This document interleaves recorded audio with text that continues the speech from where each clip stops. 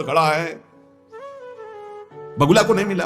फिर कहते हैं कि एकांत गुफा में घुसने से भगवान मिल जाते, तो चूहा और सांप बिलई में रहते हैं रात दिन, उनको भगवान मिल जाते।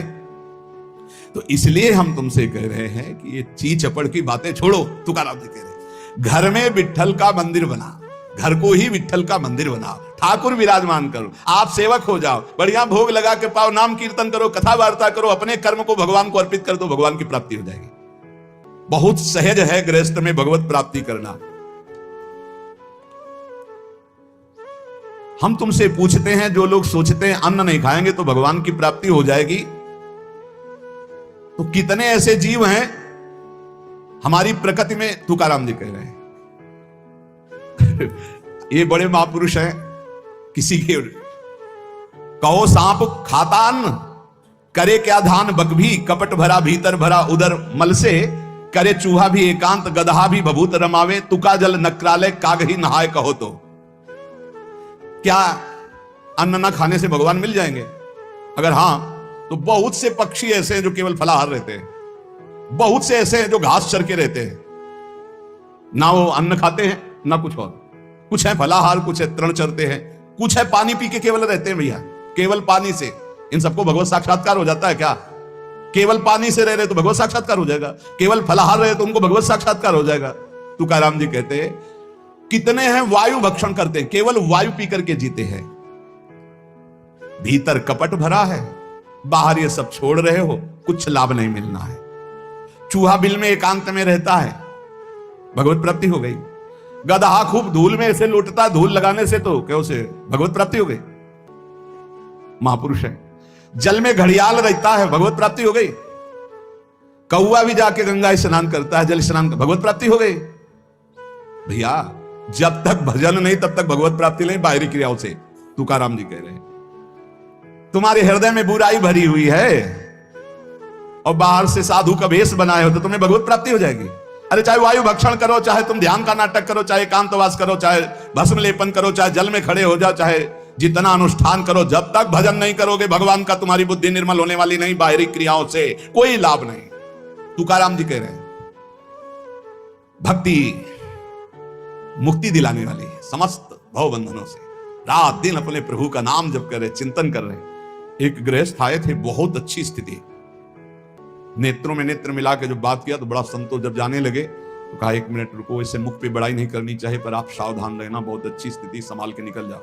बस उन नेत्रों से ऐसे किया, चुपचाप गंभीर मुद्रा, प्रश्न बहुत जोर का और स्मरण में बिल्कुल तन्मयता, एक एक चेष्टा उनकी बता रही थी। बहुत बढ़िया, बाजी मार ले जाओगे, कोई तुम्हें प्रणाम नहीं करेगा, कोई दान पुण्य नहीं, कोई नमस्कार नहीं, बहुत जल्दी निकल। विरक्त भाव में रात दिन भगवान के भजन में व्यतीत करो, तभी बात बनेगी। केवल इन सब बाहरी बातों का देखो इसीलिए खंडन किया तुकाराम जी ने।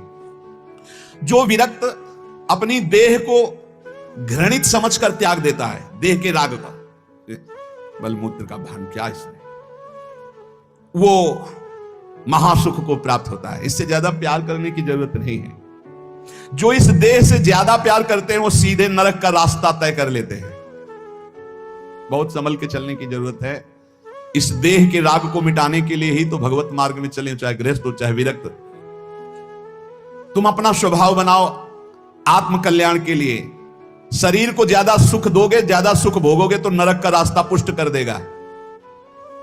और शरीर का त्याग भी नहीं करना है कि मतलब, क्योंकि शरीर के बिना भजन नहीं होगा, शरीर के बिना साधना नहीं होगी।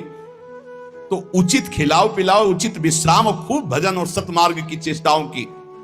इसको इतना भजन कराओ कि इसका भाव ही नष्ट हो जाए कि मैं शरीर हूं। तुकाराम जी कहते इसमें संदेह नहीं, वैराग्य की बातें करने से वैरागी नहीं हो जाता। जब सुंदर सुंदर भोग, सुंदर सुंदर रूपवान भोग शरीर के सामने उपस्थित और भोगने की इच्छा ना हो, उसका नाम वैराग्य है। बातें करने वाले वैराग्य की तो करते रहते हो, जब सामने प्रश्न आता है तो उत्तर नहीं दे पाते, अर्थात भोग आता है तो उन्हीं में लिप्त हो जाते, उन्हें वैरागी नहीं कहते। इसीलिए हम कह रहे हैं कि अपने मुख से नाम नाम नाम निरंतर नाम जप करो। यदि मुख नहीं नाम जप रहा तो ये जिह्वा टुकड़ा है मांस का, और मुख जो है मांस का एक कुंड मात्र है। नाम जप करो, सदगुरु प्रदत्त नाम जप करो। तुका कह रहा है सदगुरु की महिमा। सदगुरु कोई मनुष्य नहीं है,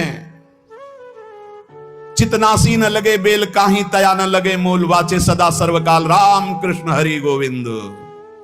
गुरुदेव ने जो नाम दिया है वो कोई मनुष्य नहीं, वो साक्षात राम कृष्ण हरि ही है। बंदो गुरुपद कंज कृपा सिंधु नर रूप हरि। उन्होंने चिंतन के लिए तुम्हें जो दिया है, सारा समय उस चिंतन में लगा दो। अमूल्य है तुम्हारा जीवन। हर समय राम कृष्ण हरि गोविंद नाम जिह्वा पर बना रहे। चिंतन नासी न लगे बेल सर्वकाल करावे। चिंतन के लिए कोई समय नहीं है ऐसा कि हम नहा धो के फिर चिंतन करेंगे। अगर शौचालय में ही मृत्यु हो गई तो हर समय नाम जप, हर समय नाम जप। सदा राम कृष्ण हरि गोविंद का चिंतन करो। एक सत्य सार यही है, ना फलाहार रहने से, ना जल पीने से, ना वायु भक्षण से, ना इन सब बाहरी बातों से भगवत प्राप्ति नहीं होती। भगवत प्राप्ति होती सदैव भगवत चिंतन करने से, नाम चिंतन करने से।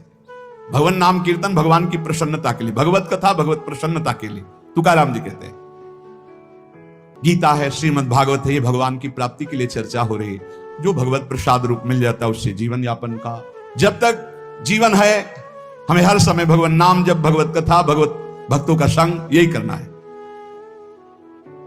प्रभु के नाम की महिमा प्रभु ही समझ सकते हैं, दूसरा कोई नहीं समझ सकता। या प्रभु समझा दे पुरुषोत्तम तो समझ पावे। कर्म के फेर में पड़ा हुआ जीव अगर अट्टहास करके नाम पुकारने लगे तो कर्म बंधन नष्ट हो जाए। राधा राधा राधा जोर से चीख चीख कर, तो बोले कर्म बंधन विध्वंस होते हैं। जितने के कानों में नाम पड़ेगा सबका मंगल होता चला जाएगा। तुकाराम जी कहते जो मैं कह रहा हूं उसे सुनो। मैंने इसलिए कहा कि आप नाम को और कथा को बेचो मत, क्योंकि ये रहस्य की बात है। इससे श्री कृष्ण अधीन हो जाते हैं। विठोबा का नाम, विठोबा की कथा विठोबा को अधीन कर लेती है। महापुरुषों के वचन समझने हैं। जैसे सत स्त्री के अधीन उसका पति हो जाता है, उसके आचरण, उसका व्यवहार अपने पति को अधीन कर ले, ऐसे सद भक्त भगवान को अधीन कर लेते हैं। यहां तुकाराम जी भगवान की अधीनता के लिए कह रहे हैं।